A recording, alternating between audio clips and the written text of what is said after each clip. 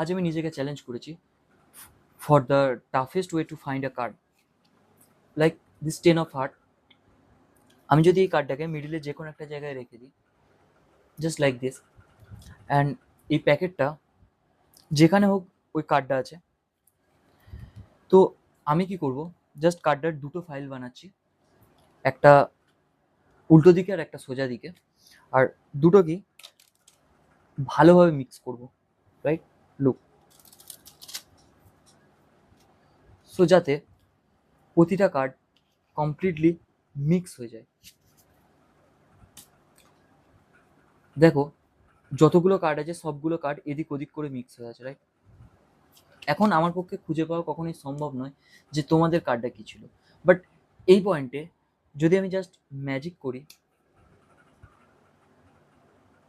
এরপর দেখো যতগুলো কার্ড ছিল সবগুলো কার্ড জাস্ট এক সাইডে হয়ে গেছে, এক্সেপ্ট দ্য 10 of hearts।